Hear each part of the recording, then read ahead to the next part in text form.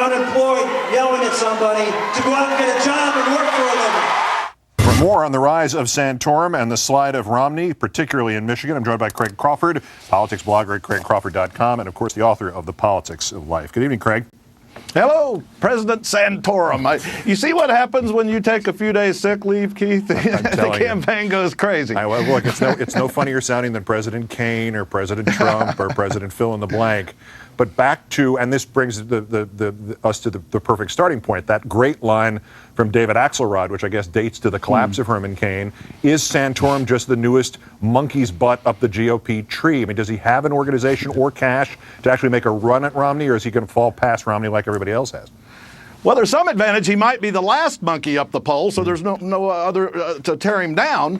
And as far as organization, he's got a couple things going for him, Keith, that might overcome that, and that is his deep support among these cultural conservatives. And what's fired that up, I think what's caused a lot of this Santorum boost is some of these events lately that have fired him up. Gay marriage in California, you have the contraception debate, the women in the military and combat, and the Planned Parenthood debate. That has awoke from the dead, zombie reference intended, I suppose, that part of the electorate that he leads. And that is going to sustain him even without official Fortune 500 type organization. And barring a great reversal in Michigan, Romney is at least going to do no better than a squeak victory there. Is that going to further put a dent and perhaps neuter for all time the premise of Romney's campaign, which is you may look at other people, but eventually it'll come around to be the old inevitability argument?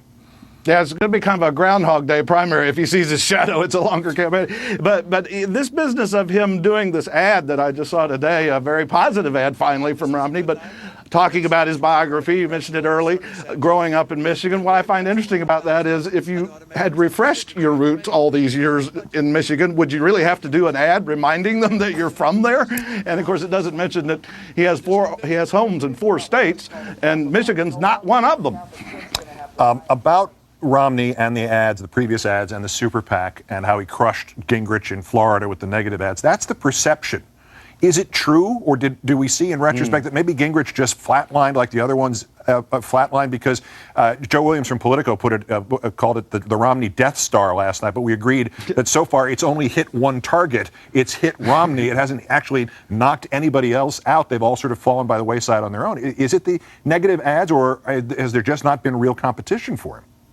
Well, they hit their target, but some of it came right back at them. Mm-hmm. If you look at the number among independents, the fall of Romney among independents, largely, I think, because of this negativity.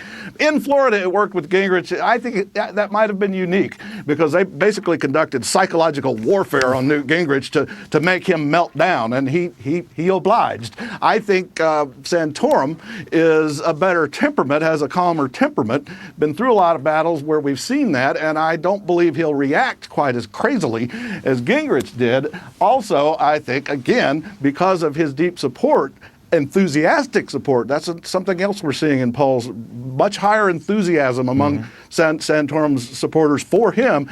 That will really anger them. I don't think Gingrich had that as much. His support was more a mile wide and an inch deep.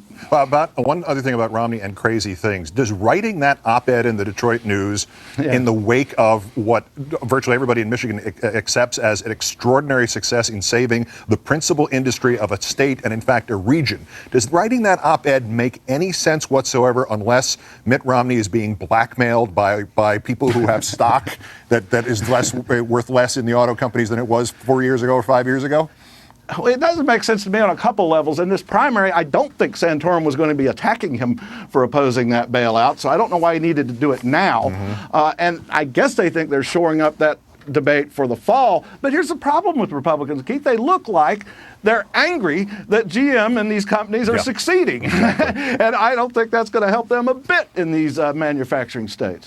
You would think so. Obviously, they view it in some other way that we just can't comprehend. Craig Crawford, politics blogger, craigcrawford.com, author of The Politics of Life, and always a pleasure to talk to you, sir. Good to be here. More on Al.